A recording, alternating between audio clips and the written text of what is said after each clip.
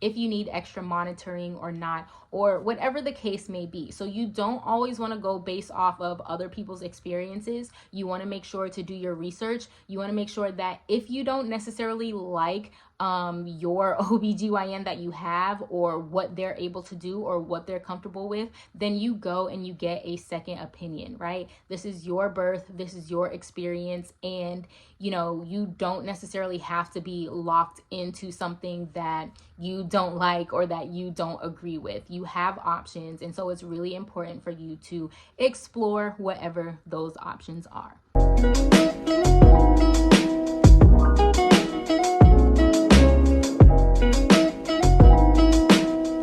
Much love and welcome back to my channel. I am Woman of the Womb, and today I want to take a second to clear up some of the myths and misconceptions when it comes to having a home birth or having a free birth or unassisted birth, whatever you want to call it. But before we jump into that, make sure you hit that subscribe button and click the bell icon so that you can be notified when we drop new videos.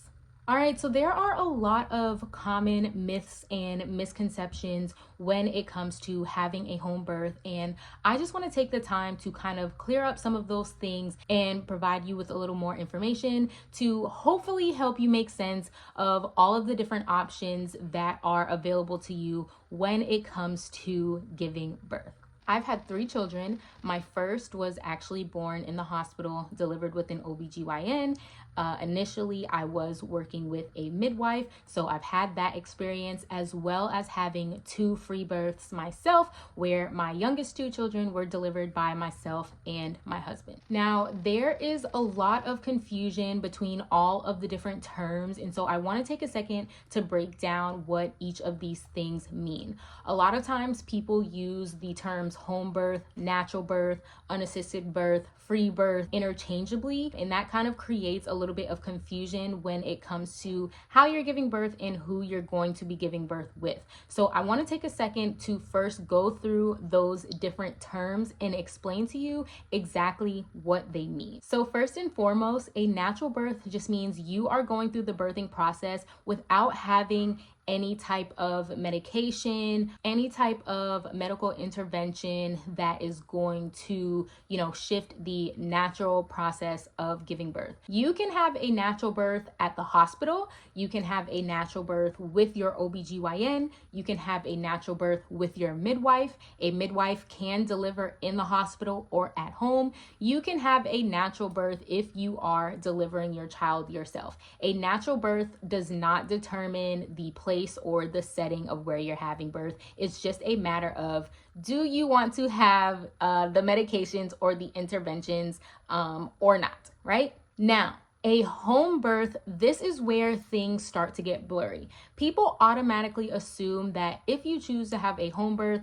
that there is inherently more risk, that it's dangerous, it's unsafe, all of those different things, those different fears that come along with the term where people hear a home birth. However, I just want to make it clear that you can absolutely have a home birth with a medical professional there. You can choose to have a home birth with a midwife. A midwife is someone who is clinically trained. They do a lot of the same things that a traditional OB will do. The only difference is that midwives aren't necessarily going to be certified or able to do things like surgery, C-sections, things of that nature. The most that a midwife is going to be able to do is handle, like minimal tears or things like that, but they are not trained in surgery like an OBGYN would be. So more often than not, a midwife is going to deal with women who are not considered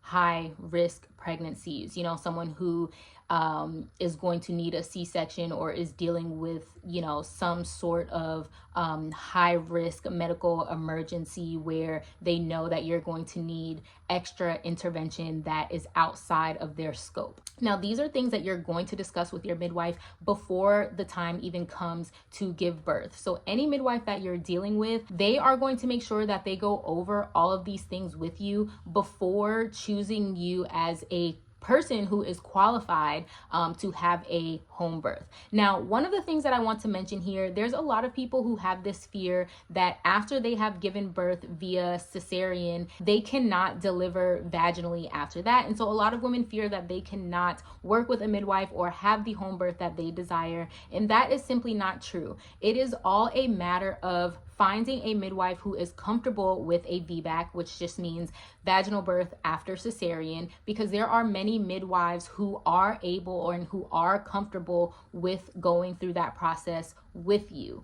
Now, of course, this is going to depend on your situation, why you had to have a C-section in the first place, and what your risks are in your current pregnancy. So this is going to apply to each person on a case-by-case basis. So, you don't want to automatically assume that because you've had a cesarean before, then you have to have one again. You are going to want to get a second opinion and see what that looks like for you, but it is possible, okay? So don't count yourself out if this is something that you want to do. The next thing I want to get into is a water birth, because people automatically assume that the only way to have a water birth is to have a home birth. And again, that is not necessarily true. There are birthing centers that allow you to still work with a midwife or possibly still work with an OBGYN and still have a water birth. So for me, in my personal journey, when I was pregnant with my first child, I actually worked with a midwife. And the way that her practice was set up, she actually partnered with the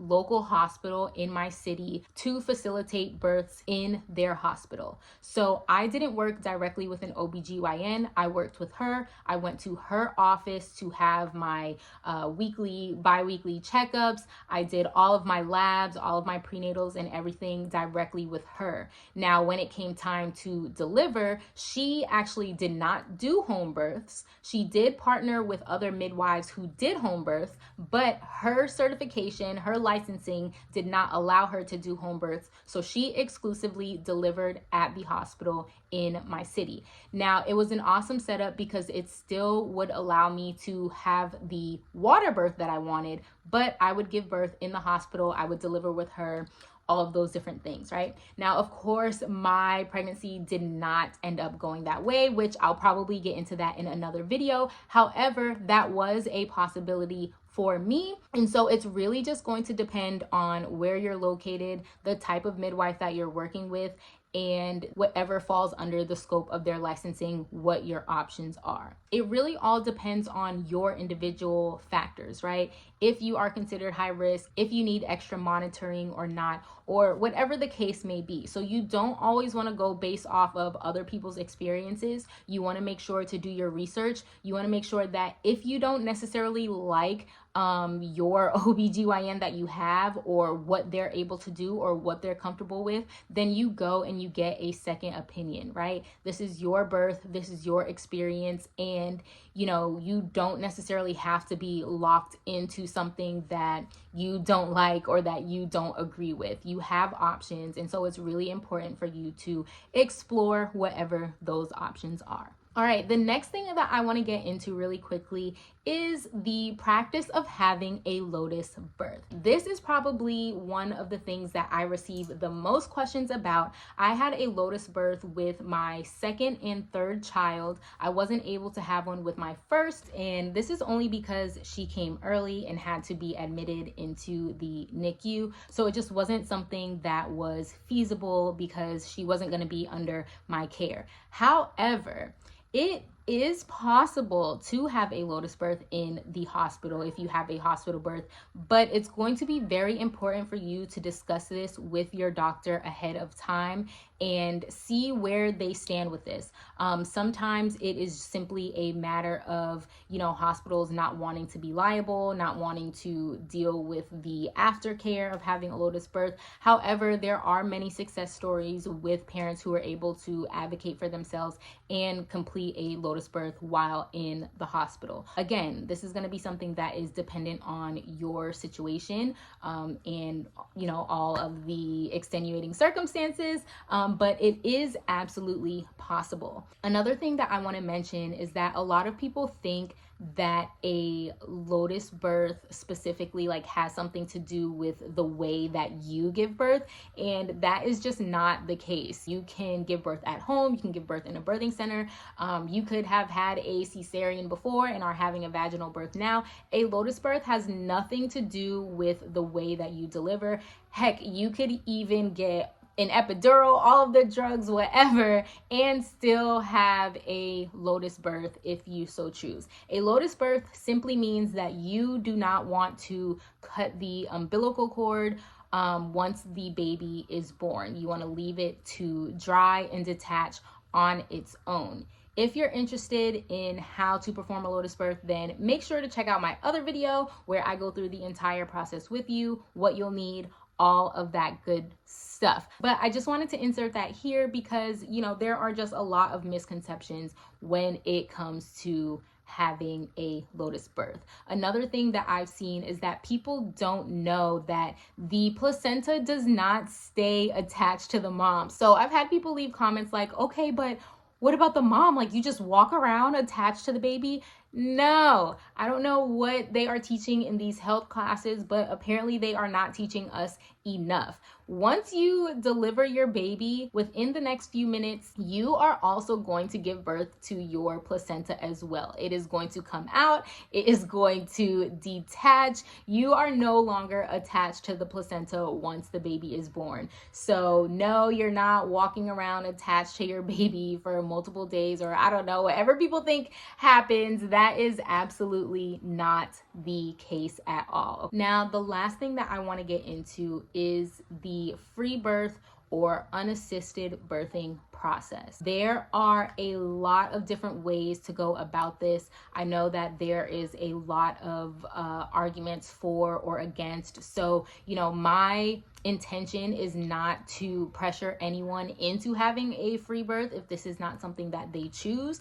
I am only here to provide resources for people who do want to go that path, whether that is just because it's what they desire or because out of necessity, so that if you choose to have a free birth or an unassisted birth, then you are doing so safely. You are doing it with as much information as possible, that you are prepared for all of the different outcomes or scenarios, and so that you are ready to take full responsibility and accountability for your decision, because it is a very important decision to make and not one that should be taken lightly.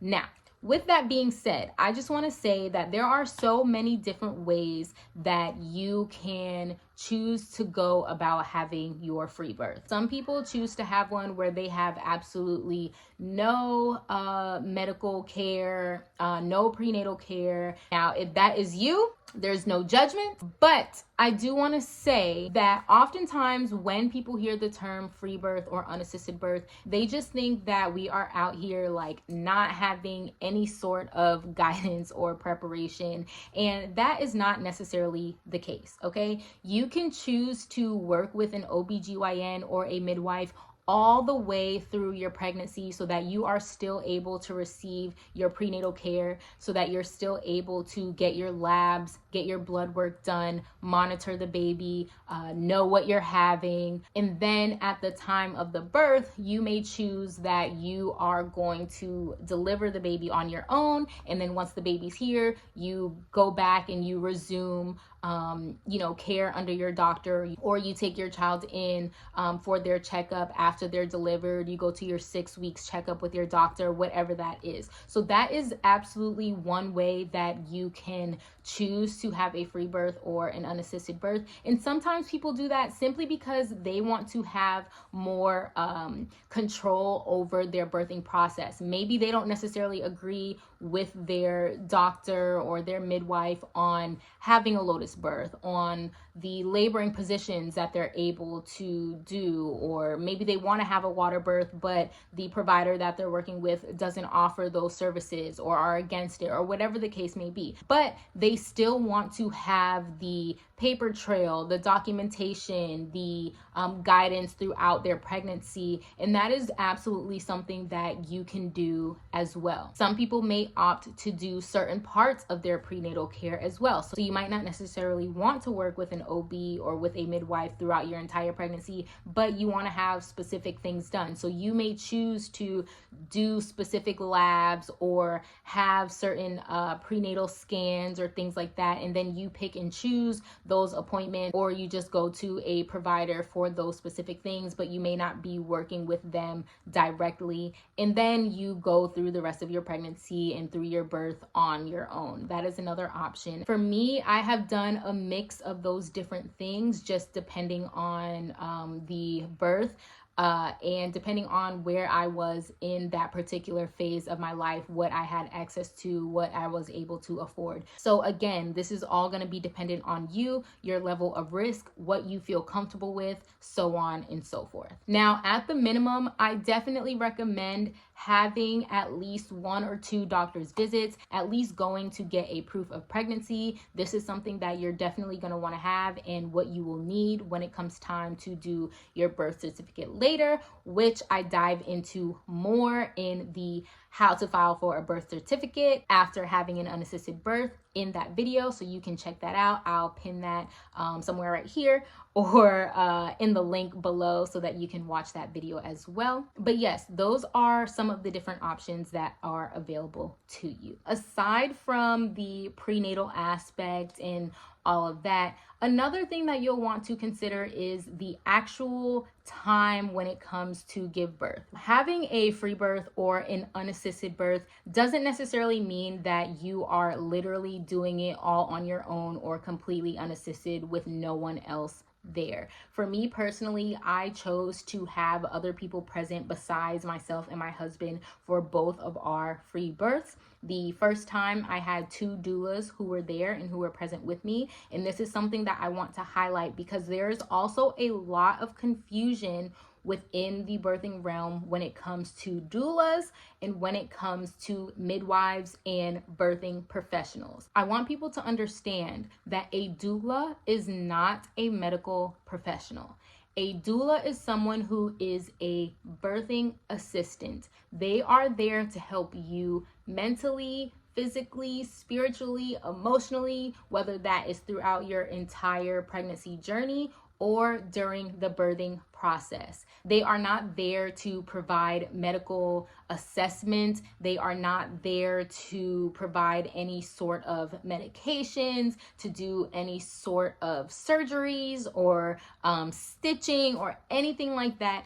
That is something that would fall under the scope of a midwife or an OB/GYN. Now, you can have a doula present if you are having an unassisted birth, if you're birthing in the hospital, if you're birthing with a midwife, whoever you're birthing with, you can have a doula there. A doula is there to tend to you, to make sure that you have all of the things that you need, to make sure that you're comfortable. They can be there to labor with you until your doctor is present, because a lot of times when you are birthing in the hospital or with a midwife, they are going to be assisting other people. They're going to be present at other births. So they're not going to be with you through the 5, 10, 12 hours that you are laboring, that you're dealing with contractions or whatever the case may be. That doctor or that midwife is typically going to be there, you know, closer to when you're in active labor, when it's time to push, when it's time to deliver, right? So a doula and a midwife and an OB/GYN, those are all different terms. And it is important to remember that, especially if you're having a free birth, because the liability and the responsibility is not going to fall on a doula when it comes to the outcome of your birth. During my last birth, I didn't have a certified doula there. I actually had my younger sister, but she fulfilled that role that a doula would have. So things like getting me drinks, getting me towels, tending to my older two, and just helping us to keep them occupied and things like that. She was also able to help us record, get footage of my birth, which I actually shared here on my YouTube channel as well, if you want to go check that out. But yes, so she was just there as moral support, as an extra set of hands to provide us with assistance as needed. My husband and I felt comfortable with everything else as far as the birthing process went. We had enough experience and a level of comfortability that we didn't need too much assistance when it came to the actual process of giving birth. So that is just how it ended up working out for us. So I hope this cleared up some things for you all. I hope this helped and made some sense between all of these different terms and these different distinctions.